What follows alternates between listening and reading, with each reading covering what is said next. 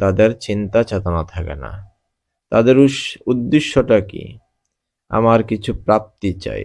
তিনি লাভ করেছেন, তারপর আপনাকে সে ভুলে গেছে, উল্টো আপনার বিরুদ্ধে দাঁড়িয়ে গেছে।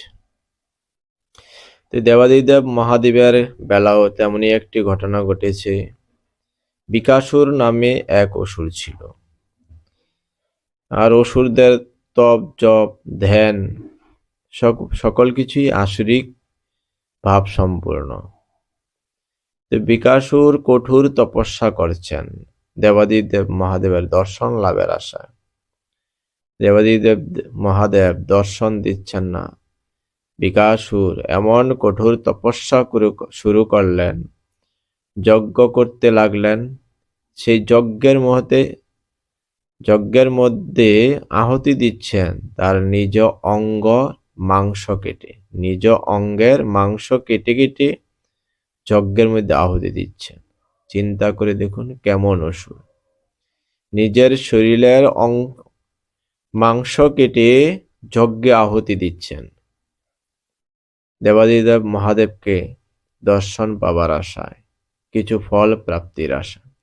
তো অসুরদের স্বভাবই এরকম হয়, একে ধরবে, ওকে মারবে, ওকে কাটবে, এটাই তাদের স্বভাব। এই জন্য বলা হয়েছে অসুর স্বভাবে কবু কৃষ্ণ নাহি ভজে, লুকাইতে নারে কৃষ্ণ ভক্ত জন স্থানে। অসুর স্বভাব যারা, তারা কখনো কৃষ্ণ ভজন করতে চায় না, যে আমি সব করেছি, এই বাড়ি গাড়ি টাকা পয়সা ধন দৌলত ব্যবসা বাণিজ্য সব আমার, হ্যাঁ সব আমি করেছি, ভগবানকে আমার দিয়েছি, আমি কষ্ট করেছি, আমি পেয়েছি। আর আপনি কষ্ট করুন আর যাই করুন, কিন্তু ঈশ্বর কৃপা করে না দিলে সেটা আপনি আরো কষ্ট করেও পাবেন না। আপনি যতই কষ্ট করুন, কিন্তু ভগবানের কৃপা না হলে তা কখনো সম্ভব নয়। ঈশ্বরের কৃপা চাই। ঈশ্বরের কৃপালয় হয়তো যাহারে, সেই তো ঈশ্বর তত্ত্ব জানিবারে পারে। ঈশ্বরের কৃপা ছাড়া ঈশ্বরকে জানো জানা, ভগবানকে জানতে হলে ভগবানের কৃপার প্রয়োজন। ভগবান হলেন অসীম, বিশাল, বিরাট, অনন্ত, বিভু। তাকে জানা এত সহজ নয়। তিনি কৃপা করে কাউকে কিছু দান না করলে, জানতে না দিলে তিনি জানতে পারেন না। তো বিকাসুর যখন এরকম কঠোর তপস্যা শুরু করলেন, দেবাদিদেব মহাদেব দেখলেন এ তো ভয়ঙ্কর ব্যাপার, নিজের দেহের মাংস কেটে কেটে যজ্ঞে আহুতি দিচ্ছে, সে তো জগতের অমঙ্গল করে চলেছে। তাতে জগতের কি না কি অমঙ্গল হয়, তার চেয়ে ভালো আমি একটি দর্শন দিই, দেখি কি চায়, তার প্রাপ্তিটা কি।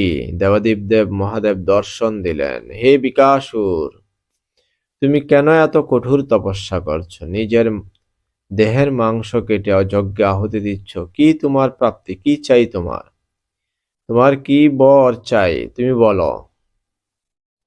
বলছে আমাকে এমন বর দান করুন, আমি যাকে স্পর্শ করব তার যেন সঙ্গে সঙ্গে মৃত্যু হয়।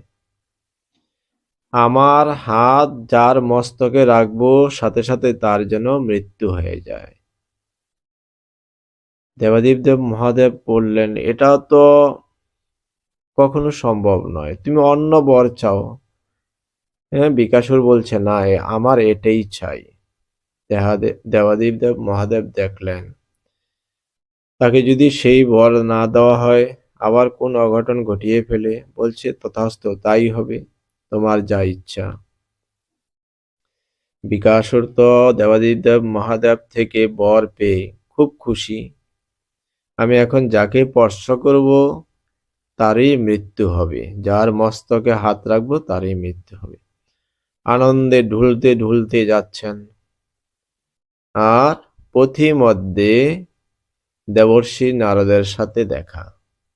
দেবর্ষি নারদের সাথে দেখা হওয়ার পর দেবর্ষি নারদ বললেন, হে বিকাসুর, তোমার মনে এত আনন্দ কেন, কি হয়েছে? বললেন না, আমি এক বর লাভ করেছি, দেবাদিদেব মহাদেবের কাছ থেকে। বলছে দেবর্ষি নারদ বলছেন, কি বর পেয়েছ?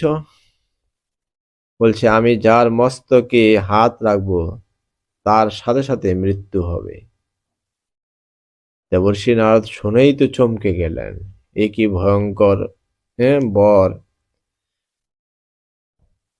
শিবজি দিয়েছেন, এ তো বিপদ। যাকে তাকে, কারণ অসুর, তার তো কোনো হিতাহিত জ্ঞান নেই। যাকে পাবে তার বিরুদ্ধে যেই দাঁড়াবে তাকেই সে মেরে ফেলবে। এর থেকে তো তাকে রেহাই দিতে হবে। দেবর্ষি নারদ বললেন, তোমাকে যে মহাদেব এই বর দিয়েছে, তুমি কি এটাকে পরীক্ষা করে দেখেছ? তোমার কি এই তাতে কোনো কাজ হবে কিনা, কাজ হয় কিনা? বলছে, না, তা তো দেখিনি। এই বলছে, দেবর্ষি নারদ বলছেন, তুমি একটা বোকা। তোমাকে মহাদেব বর দিল, তুমি এটা পরীক্ষা করে দেখবে না?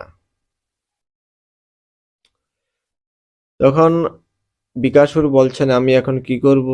বলছে, যাও শিবজির কাছে, ওনার কাছে গিয়ে পরীক্ষা করো। বলছে, ওনার কাছে কি পরীক্ষা? বলে, শিবজির মস্তকে হাত রেখে শিবজিকে পরীক্ষা করো, তাহলেই তো হলো। বিকাশও বলছেন, বুদ্ধিটা তো ভালোই দিয়েছেন, ঠিক আছে। দেবর্ষি নারদ তাকে উপদেশ দিয়ে, বুদ্ধি দিয়ে চলে গেলেন নারায়ণ নারায়ণ নাম জপ করতে করতে। কারণ দেবর্ষি নারদ তো সদা সর্বদাই ভগবান নারায়ণের নাম জপ করে থাকেন। শ্রীমন ওই শ্রীমন্নারায়ণ নারায়ণ হরি হরি, লক্ষ্মী নারায়ণ নারায়ণ হরি হরি, ভজম নারায়ণ নারায়ণ হরি হরি, লক্ষ্মী নারায়ণ নারায়ণ হরি হরি, লক্ষ্মী নারায়ণ নারায়ণ হরি হরি, ভজমন নারায়ণ নারায়ণ হরি হরি, লক্ষ্মী নারায়ণ নারায়ণ হরি হরি। এ নারায়ণ নাম জপ করতে করতে তিনি চলে গেলেন। আর বিকাশুর ঢুলতে ঢুলতে আবার আসলেন সেই দেবাদিদেব মহাদেবের কাছে, এসে ডাকাডাকি শুরু করে দিলেন, এই শিবজি কোথায়, শিবজি কোথায়, এই শিবজি আপনি কোথায়? তখন মা পার্বতী আসলেন, বলছেন, কি হয়েছে তোমার? বলছে, ভোলানাথ বাবা আমাকে বর দিয়েছেন, কিন্তু আমি সেই বরটা পরীক্ষা করিনি, পরীক্ষা করার জন্য এসেছি। শিবজি দৌড়ে আসলেন, আরে তোমার কি হয়েছে? তুমি তো যেই বর চেয়েছিলে তোমাকে দিয়েছি, আবার তুমি এখানে আসলে কি করতে? তোমার আবার কি চাই? বলছে, আপনি যে আমাকে বর দিয়েছেন সেটা তো পরীক্ষা করা হয়নি। তো বলছে, পরীক্ষা করা হয়নি, তুমি এখানে এসেছো কেন? তুমি অন্যত্র যাও, অন্যত্র গিয়ে পরীক্ষা করো। বলছে, না, আমি আপনার কাছে আপনাকে দিয়ে পরীক্ষা করব। বলছে, আমাকে দিয়ে? বলছে, আপনার মস্তকটা আমার কাছে দেন, আপনার মস্তকটা দেন, আপনার মস্তকে হাত রেখে পরীক্ষা করব সে বরটাতে জিলেন সেটা কোনো কাজ করে কিনা, এই বর কোনো কাজ করে কিনা। বলছে, আচ্ছা, বিপদ তো, আমার মস্তক তোমাকে দেবো কেন?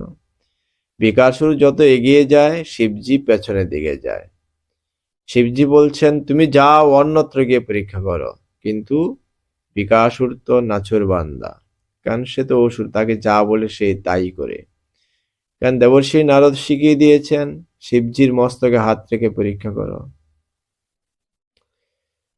শিবজির কাছে যত যায়, দেবাদিদেব মহাদেব এর কাছে যেতে চায়, আর মহাদেব পিছনে যায়। বিকাশুর আস্তে আস্তে সামনের দিকে যায়।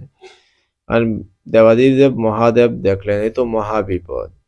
দেবাদিদেব মহাদেব সেই কৈলাস থেকে দৌড়ে পালাতে লাগলেন। বিকাশুরও ওনার পিছনে পিছনে ছুটছেন। বিকাশুরও নাছুরবান্দা ছাড়বেন না। তিনি ছুটে গেলেন সেই ব্রহ্মলোকে, ব্রহ্মার কাছে। এই বিকাশুর সেখানে গিয়ে উপস্থিত। হ্যাঁ, শিবজি বললেন, এই অবস্থা। ব্রহ্মাজিকে বললেন, হে পরমপিতা, এমন ঘটনা হয়েছে, আমি বর দান করেছি, এখন সেই অসুর বিকাশুর সে তো আমার মস্তকে হাত রেখে পরীক্ষা করতে চায়। বলছে এখন আমি কি করব? বলছে আপনি একটা উপায় বের করুন। বলছে আমার কিছু করার নেই। তিনি সেখান থেকে দৌড়ে এদিক ওদিক যাচ্ছেন, বিভিন্ন জায়গায় ছুটাছুটি করে শেষ পর্যন্ত সেই বৈকুণ্ঠ লোকে গিয়ে উপস্থিত হলেন।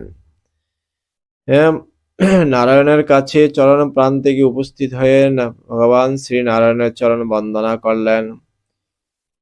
ভগবান নারায়ণ বললেন, হে মহাদেব, তোমার কি হয়েছে? তুমি এত ক্লান্ত কেন? তোমাকে অনেক চিন্তিত লাগছে, আর তুমি খুব পরিশ্রান্ত মনে হচ্ছে তোমাকে। বসো বসো, বিশ্রাম করো, কি হয়েছে তোমার? তখন শিবজি বললেন, হে প্রভু, আমি বুঝতে পারিনি। আমি বিকাসুরকে আশীর্বাদ করেছি, তার মস্তকে যার মস্তকে বিকাসুর হাত রাখবে, সাথে সাথে তার মৃত্যু হবে। এখন বিকাসুর আমার মস্তকে হাত রেখে পরীক্ষা করতে চাচ্ছে, এখন আমি কি করব? বলছে এই কথা, তুমি বসো। তার কিছুক্ষণ পরেই বিকাসুর গিয়ে উপস্থিত। তখন বিকাসুরকে ভগবান নারায়ণ বলেন, কি হয়েছে? তুমি দৌড়ে মহাদেবের পেছন পেছন ছুটছ কেন? বলছে কি হয়েছে তোমার? বলছে দেবাদিদেব মহাদেব শিবজি আমাকে একটি বর দিয়েছেন। কি বর? বলছে আমি যার মস্তকে হাত রাখবো, সঙ্গে সঙ্গে তার মৃত্যু হবে। বল সেটা তো ভালো বর দিয়েছে, তো তাতে তোমার শিবজির কাছে আসতে হবে, তাকেই তার মস্তকে হাত রাখতে হবে। এই মর্তলোকে কি আর কোনো মাথা নেই? কত মাথা আছে, তাদের মাথা হাত দিয়ে পরীক্ষা করে নিতে পারতে। বলছে না। তো বলছে এখন আমার কি করা? বিকাশুর বলছেন, বলছে উপায় একটা আছে, তুমি পরীক্ষা করবে, ঠিক আছে, যে তোমাকে আশীর্বাদ করেছে তার মস্তকে হাত দিলে তো তোমার সেটা ফল হবে না। বলছে এখন আমি কি করব তাহলে? বলছে আরে মস্তকের কি অভাব আছে? তুমি তোমার মস্তকে হাতটা দাও, তাহলে তো পরীক্ষাটা হয়ে যাবে। হ্যাঁ, তখন বিকাশুর বলছেন, হে প্রভু, আপনি তো ভালো কথাই বলেছেন। তো বিকাশুর ভগবান শ্রী নারায়ণের কথায় সাথে সাথে বিকাশুর তার মস্তকে হাতটা দিলেন, সঙ্গে সঙ্গে তার মৃত্যু হয়ে গেল। তো ভগবান নারায়ণ দেবাদিদেব মহাদেবকে বললেন, তুমি যাকে তাকে বর প্রদান করো, বুঝে শুনে বর দিবে না, আশীর্বাদ করবে না। আশীর্বাদ তো যাকে তাকে করা যায় না, যত্রতত্র করা যায় না, ভালো মন্দ বিচার করে। হ্যাঁ, সে হলো অসুর, সে তো ভালো মন্দ বুঝে না। তুমি তাকে আশীর্বাদ করেছ, আর এমন আশীর্বাদ কেউ কাউকে করে যে যার মস্তকে হাত রাখলে তার তার মস্তককে বিকাশুর যার মস্তকে হাত রাখবে, সঙ্গে সঙ্গে তার মৃত্যু হবে। তুমি কি চিন্তা করে দেখেছো কি ভয়ঙ্কর আশীর্বাদ তুমি তাকে করেছো? হ্যাঁ, সে তো ভালো মন্দ বুঝবে না, তার সাথে তার দ্বন্দ্ব হবে, বিভেদ হবে। সে ভালো দেখবে না, খারাপও দেখবে না, সে তাকেই মেরে ফেলবে। এতে কি জগতের অকল্যাণ হবে?